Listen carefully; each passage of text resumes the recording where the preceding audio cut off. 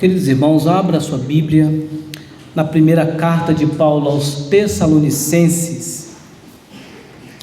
Carta de Paulo aos Tessalonicenses, capítulo 3.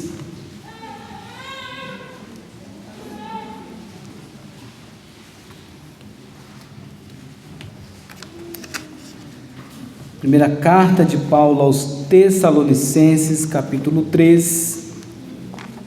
Nós faremos a leitura do verso 1 até o versículo 10. Eu farei a leitura, peço aos irmãos que acompanhem atentamente em sua Bíblia. Diz assim a palavra do Senhor, 1 Tessalonicenses, capítulo 3, do 1 ao 10, diz assim: pelo que não podendo suportar mais o cuidado por vós, pareceu-nos bem ficar sozinho em Atenas, e enviamos nosso irmão Timóteo, ministro de Deus no Evangelho de Cristo, para, em benefício da vossa fé, confirmar-vos e exortar-vos, a fim de que ninguém se inquiete com essas tribulações, porque vós mesmos sabeis que estamos designados para isto. Pois quando ainda estávamos convosco, predissemos que íamos ser afligidos, o que de fato aconteceu, e é do vosso conhecimento. Foi por isso que, não me sendo possível continuar esperando, mandei indagar o estado da vossa fé, temendo que o tentador vos provasse e se tornasse inútil o nosso labor. Agora, porém, com o regresso de Timóteo, vindo do vosso meio, trazendo-nos boas notícias da vossa fé e do amor, e ainda de que sempre guardais grata lembrança de nós, desejamos muito ver-vos, como aliás também nós a vós outros. Sim, irmãos, por isso fomos consolados acerca de vós pela vossa fé, apesar de todas as nossas privações e tribulação, porque agora vivemos, se é que estamos firmados no Senhor, pois que ações de graças podemos tributar a Deus no tocante a vós outros, por toda a alegria com que nos regozijamos por vossa causa diante do nosso Deus, orando noite e dia com máximo empenho para vos ver pessoalmente e reparar as deficiências da vossa fé? Senhor Deus, nós estamos diante da Tua palavra, palavra inerrante, suficiente, que fala aos nossos corações. E é diante da Tua santa palavra que nós suplicamos a iluminação do Teu Espírito, para que o mesmo que inspirou Paulo no passado, seja o mesmo a iluminar a mente dos Teus filhos, para que possam não só compreender, mas saírem daqui deste templo desafiados pelo Senhor. É o que nós te pedimos, em nome de Jesus, amém. Irmãos, marcas de uma igreja que persevera, esse é o tema que eu quero meditar com os irmãos nesta noite. Marcas de uma igreja que persevera. Nós somos a igreja de Cristo, nós poderíamos também utilizar marcas de um crente que persevera, sem prejuízo ao texto. Mas antes de nós pensarmos sobre as lições acerca dessas marcas de uma igreja que persevera, nós poderíamos comentar diversos pontos desse texto, pois Paulo fala aos crentes de Tessalônica, e uma das coisas que nos chama a atenção nesta carta é que o próprio apóstolo Paulo vai dizer, a partir do verso 13, ele já diz que os irmãos não deveriam se inquietar por causa das tribulações, porque eles e nós fomos destinados justamente para isto, Num dia, numa sociedade como numa sociedade dos nossos dias, é difícil, por isso que as cartas de Paulo são muito evitadas. É mais fácil pregar no Antigo Testamento, que aponta para aquilo que há de vir. É mais fácil pregar sobre algumas coisas que eram sombras no Antigo do que pregar no Novo, onde já apresenta tudo revelado, tudo já aplicado.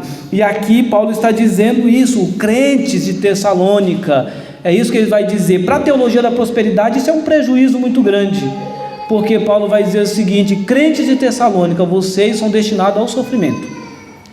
Não espere nada diferente disso. Não espera uma vida de uma alegria plena nesse mundo que você não vai ter. Se você acha que você vai ter uma alegria plena nesse mundo, você ainda não compreendeu o Evangelho, você ainda não compreendeu a revelação de Deus, porque a Bíblia fala de que no mundo nós teríamos aflições. O próprio Senhor Jesus disse isso. Nós também vamos ler Paulo escrevendo ao jovem Timóteo, e Paulo vai dizer: Timóteo, todos aqueles que quiserem viver uma vida piedosa serão perseguidos, terão muitas dificuldades, muitas tribulações. Então se nós queremos sermos fiéis ao Senhor, não espere uma vida fácil nesse mundo. E não adianta nos acovardarmos, ou nos amedrontarmos, ou nos desanimarmos porque nós estamos passando por tribulação, porque o próprio Senhor Jesus Cristo também vai dizer que aquele que põe a mão no arado e olha para trás não é digno do reino de Deus. Ou seja, ele está dizendo: se você está em Cristo, você não é aquele do que retrocede, você não dá 2 passos para trás, você avança, apesar das dificuldades. Então Paulo vai dizer: nós fomos destinados ao sofrimento, nós fomos destinados às provações. E o próprio apóstolo Paulo vai dizer que ele se encontrava numa situação de provação, a razão pela qual então ele envia Timóteo. Ele vai dizer: enviamos nosso irmão Timóteo, ministro de Deus, para, em benefício da vossa fé, confirmar e exortar-nos. Os 2 verbos que ele utiliza aqui para dizer: Timóteo está indo aí para fortalecer vocês. E como que Timóteo vai fortalecer vocês? Dizendo: você é vitorioso, você é vitoriosa, nada vai acontecer contigo. Olha que mensagem que Timóteo vai ter que levar para os Tessalonicenses. Tessalonicenses, eu trouxe uma mensagem de Deus por intermédio de Paulo, dizendo o seguinte: vocês vão sofrer, vocês vão sofrer, vocês vão passar por dificuldade.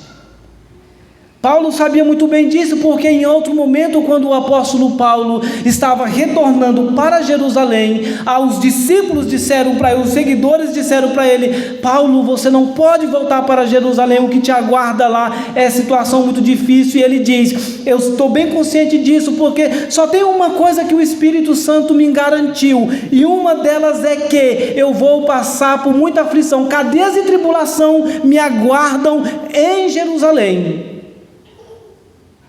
E aí o capítulo 20 de Atos vai dizer: contudo, para mim isso não importa, apenas que eu complete a minha carreira e o ministério que eu recebi do Senhor Jesus.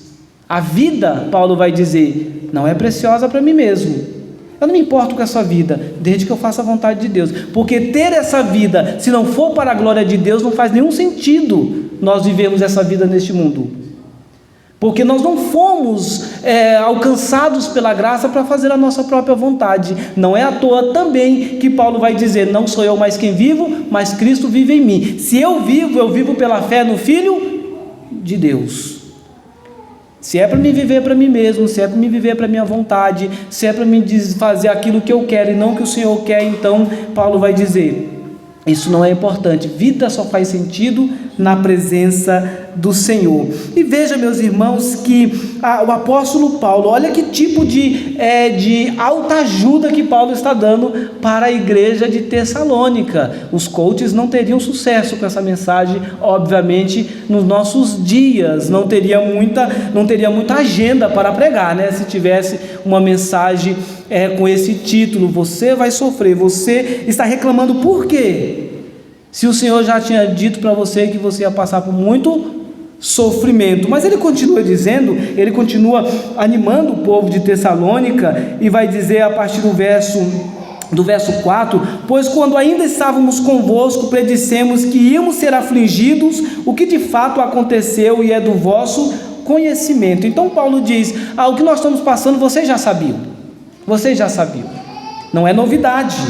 Não é novidade para ninguém que nós iríamos passar por sofrimento. Meus amados irmãos, esse contexto, essa situação de Paulo, a forma como o apóstolo Paulo utiliza o mecanismo para exortar o povo, e veja, a temática, o tema central de 1 Tessalonicenses é que as tribulações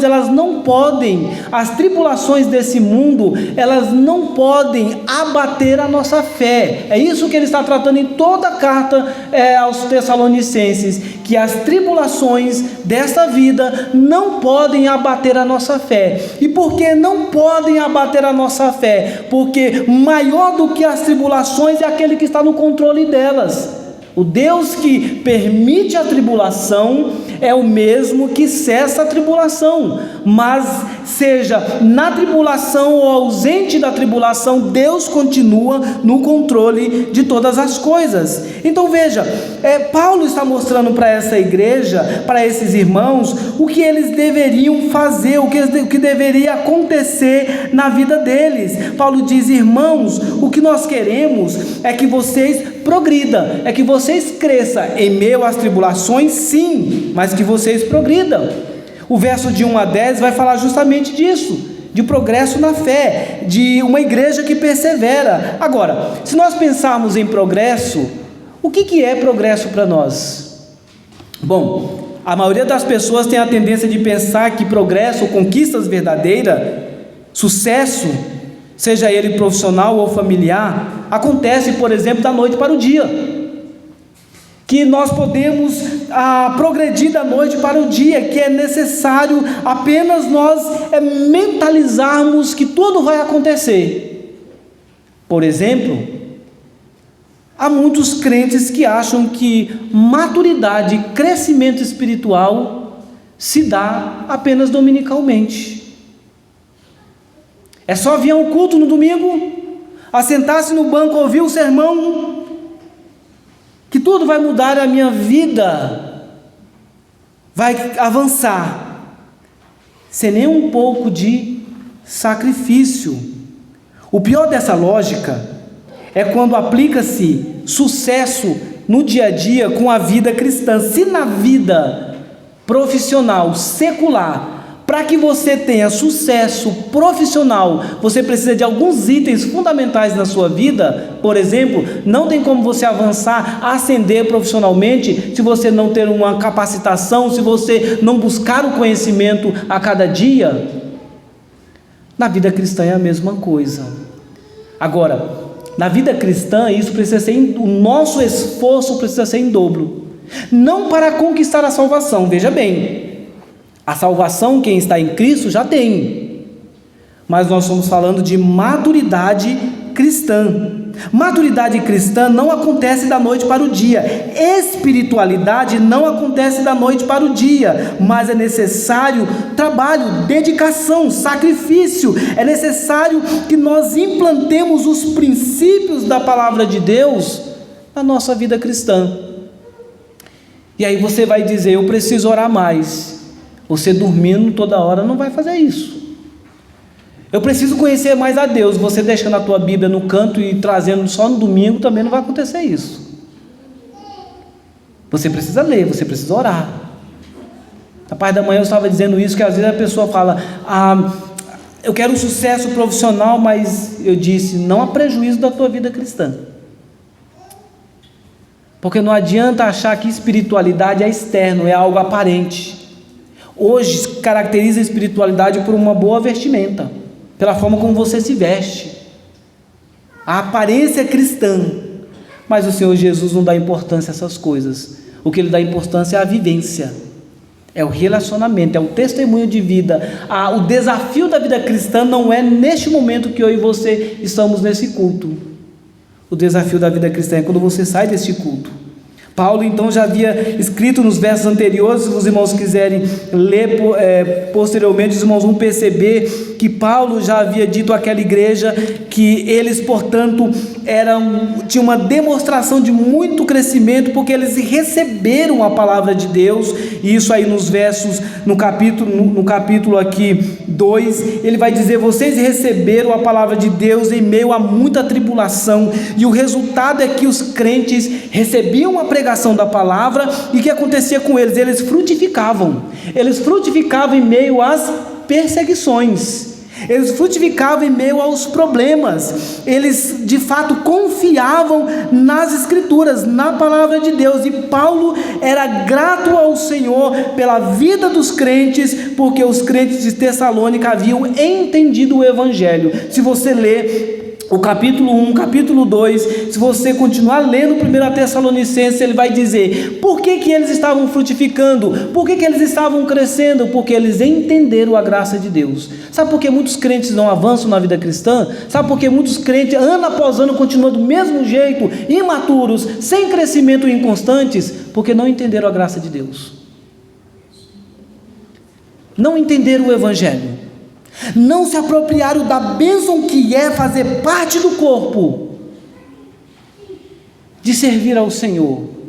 E quando não se entende a graça de Deus, começamos a desenvolver o pensamento de que as coisas vão acontecer de acordo com a nossa força de vontade, e não obedecendo ao Senhor. Paulo vai depois, então, na sequência, dizer quais são então as marcas de uma igreja que persevera. Primeiro, Paulo vai dizer que uma igreja que persevera é aquela que adquire o fortalecimento por meio da fé em Deus, e que essa fé em Deus só é possível por meio da palavra.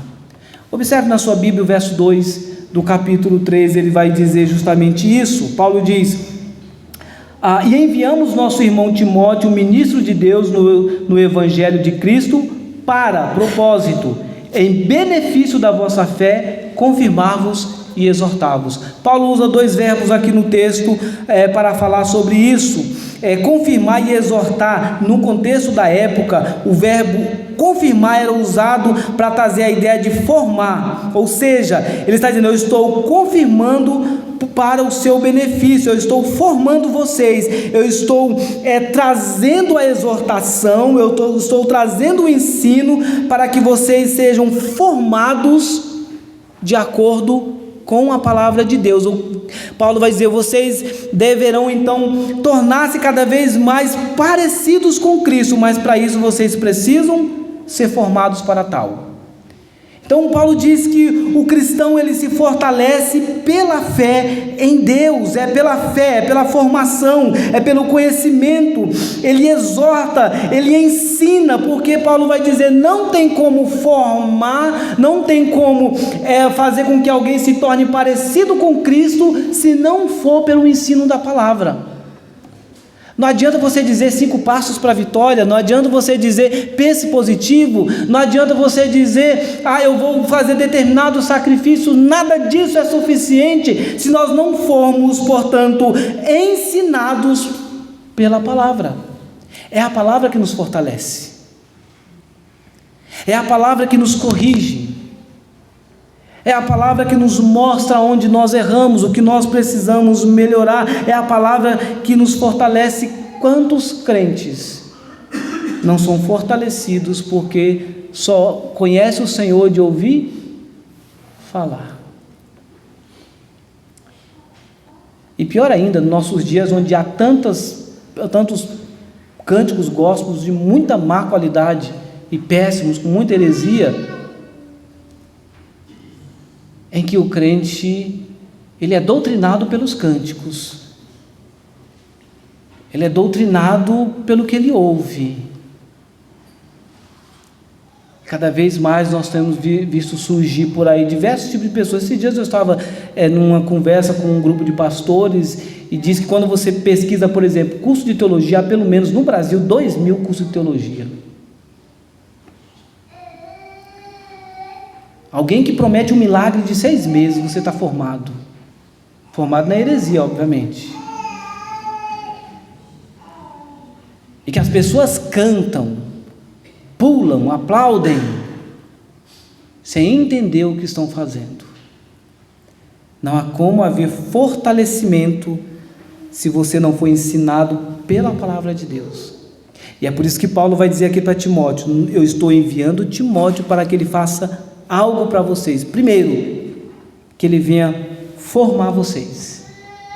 Como que Ele vai fazer isso? Exortando. E pegue a palavra aqui, o verbo exortar, no sentido de ensinar. Como que Ele vai formar vocês? Como que Ele vai formatar vocês? Por meio do ensino da palavra do Senhor. É mais ou menos a mesma linha de Paulo aos Romanos capítulo 12, quando ele diz: rogo-vos, pois, irmãos, pelas misericórdias de Deus, que apresenteis o vosso corpo por sacrifício vivo, santo e agradável a Deus, que é o vosso culto racional, e não vos conformeis com este mundo, mas transformai-vos pela renovação da vossa mente. Paulo está dizendo isso. Não adianta dizer: estou indignado com as heresias nesse mundo, estou indignado com o mercado gospel. Mas ele vai dizer: a sua postura transformada, a sua postura diferente, é que vai fazer grande diferença. É a mesma coisa, não adianta você ficar reclamando da igreja, das seitas, do cristianismo por aí, se você comunga com as práticas.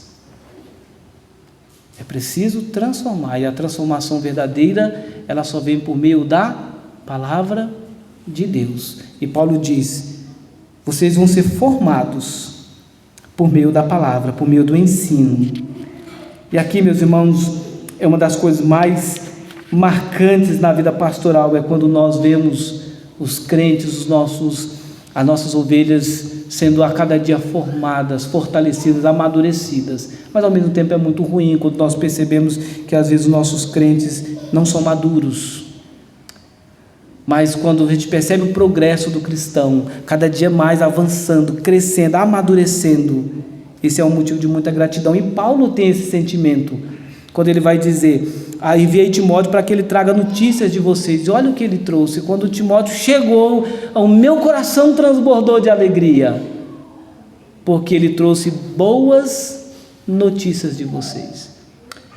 Então, se eu fosse fazer algum trabalho fora e voltasse com um tempo mandando mensagem aqui, qual é a notícia que eu receberia da Igreja Presbiteriana de Itapevi? Quais as notícias que vocês dariam dos crentes dessa igreja? São crentes que estão progredindo ou regredindo? Amadurecendo ou permanecendo como está? Paulo se alegrava pelo crescimento dos crentes. Mas uma outra marca não é só da fé, do fortalecimento da fé em Deus por meio da palavra. Grave isso: você não vai conseguir fortalecer a tua fé por meio apenas do conhecimento externo. Você precisa conhecer a Deus por meio da palavra. É estudando a palavra, é meditando nas Escrituras, que você vai fortalecer a tua fé. Mas uma segunda verdade nesse texto, uma segunda marca de uma igreja que persevera, é que mesmo em meio às aflições, não desanima, mas se lembra de que as perseguições, ela faz parte da realidade de todo verdadeiro crente. As aflições, as tribulações não é para nos derrotar, é para nos fazer marchar em diante, avançar, progredir.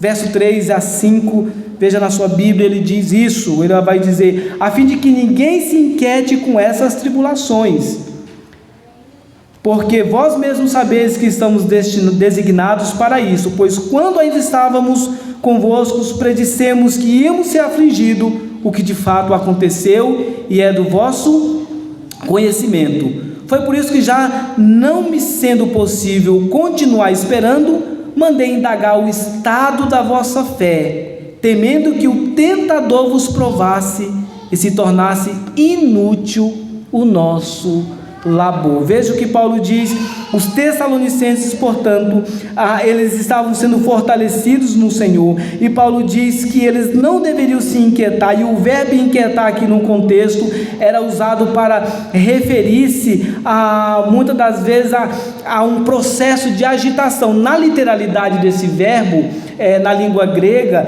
refere-se ao abanar do rabo de um cachorro, sabe, aquele abanar que não fica parado. Então essa é a ideia. Ele usa a expressão expressão do abanar do rabo de um cachorro para dizer: vocês não podem ficar desse jeito, inquieto, sem focar, sem ter firmeza. Porque quando não há constância, quando não há firmeza em Cristo, é isso que acontece. A inquietação nos leva ao desânimo, e ainda mais considerando as tribulações, as aflições. E Paulo vai dizer, portanto, não, vocês não podem viver dessa forma. É preciso fazer o que? Ao invés de viver inquietos, lembre-se que as aflições, elas são a realidade na vida do cristão.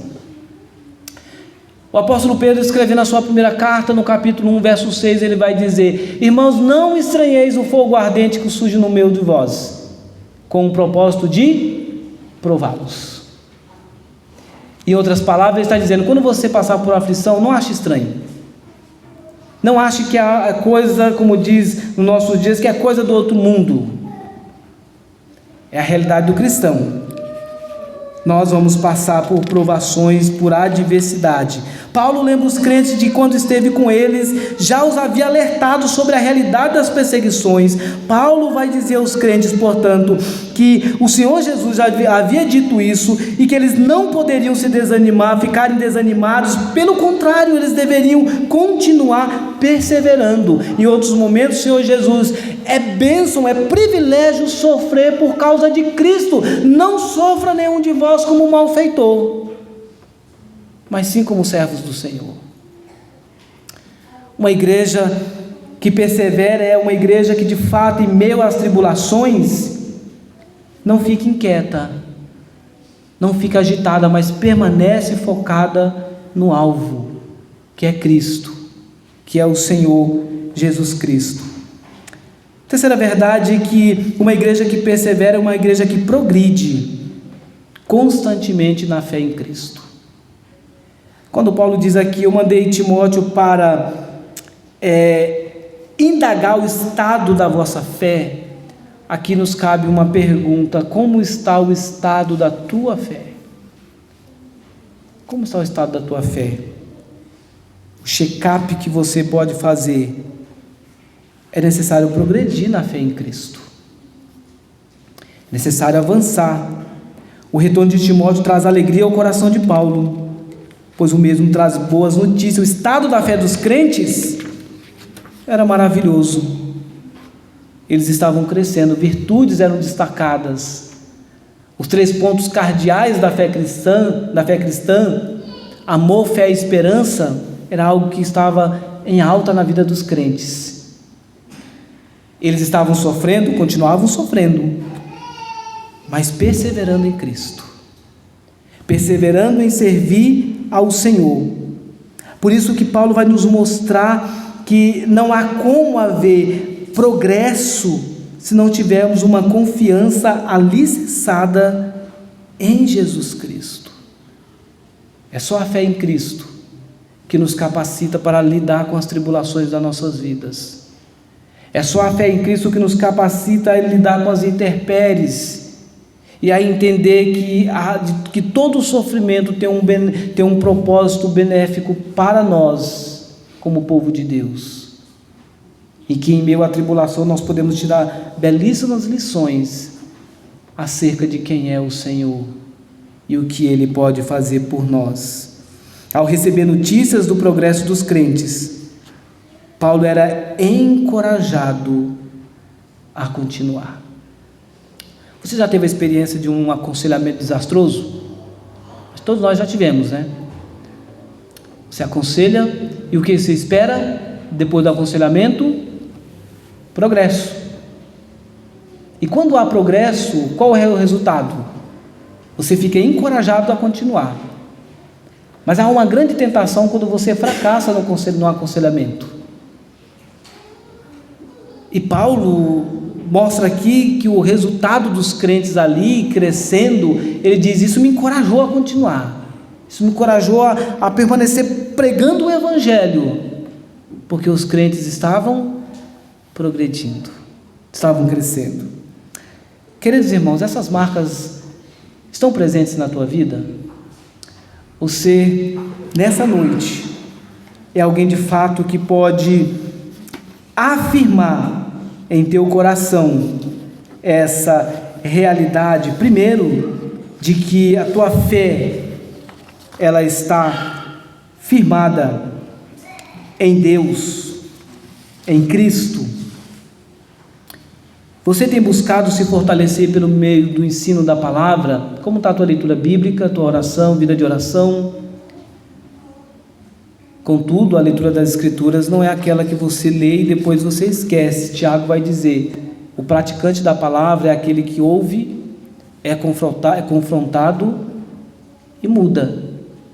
O não praticante é aquele que ouve, é confrontado e não muda. Então ele não é um praticante, ele é apenas um ouvinte.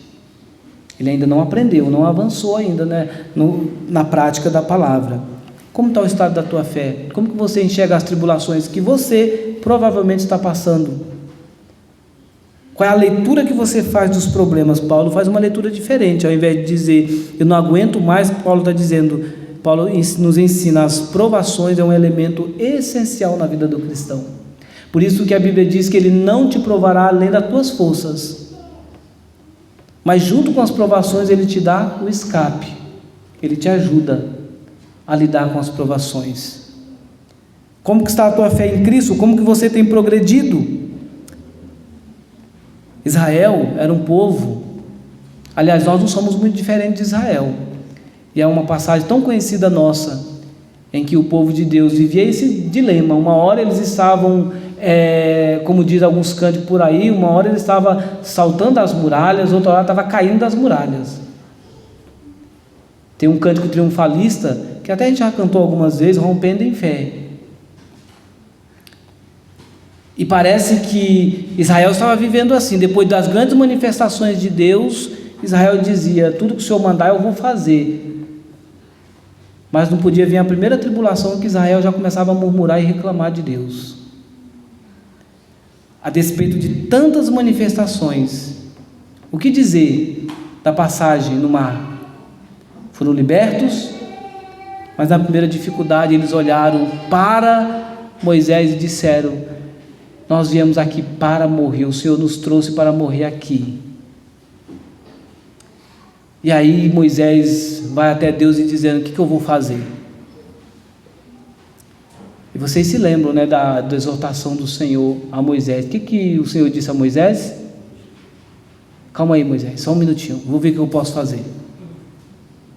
O que o Senhor disse? Alguém se lembra? Diga ao povo que marche. O que ele estava dizendo com isso? Continua. O plano é o mesmo. Não mudou. Deus não muda os seus planos. Apesar de haver um cântico por aí dizendo que o Senhor muda os seus planos. Ele não muda. Permanece o mesmo. O que o Deus traçou na sua vida e na minha vida continua o mesmo. Louvado seja Deus por isso. Porque imagina se ele fosse igual eu e você, inconstante, que muda constantemente. Mas ele diz, diga ao povo que marche, continue seguindo. Não tem uma promessa? Não há uma palavra dizendo que vocês vão conquistar a terra? Continua andando. Queridos irmãos, que nós possamos de fato progredir na nossa fé em Cristo, que o estado da tua fé seja de fato de perseverança, e que em meio às dificuldades você se lembre que faz parte do cristão sofrer, mas que em meio ao sofrimento, Deus ele está contigo, te ajudando. O Emanuel, Deus conosco, caminha conosco, nos ajudando, nos fortalecendo, nos ensinando. Se você não tem lido a sua palavra, se você não tem buscado conhecer ao Senhor, não ache que você vai progredir. Você vai continuar na mesma. Progresso verdadeiro só é possível por meio do ensino. E que o Senhor nos ajude, portanto, a sermos crentes que progridam, que avancem, que conheçam o Senhor, não de ouvir falar, mas que conheçam o Senhor porque estuda a sua palavra, conhece a sua palavra. Sendo assim, você não vai ser doutrinado por coisas que você ouve, mas sim porque você estuda na palavra, na fonte, a vontade do seu Mestre. Que assim seja nas nossas vidas, em nome de Jesus. Nos coloquemos de pé, vamos orar.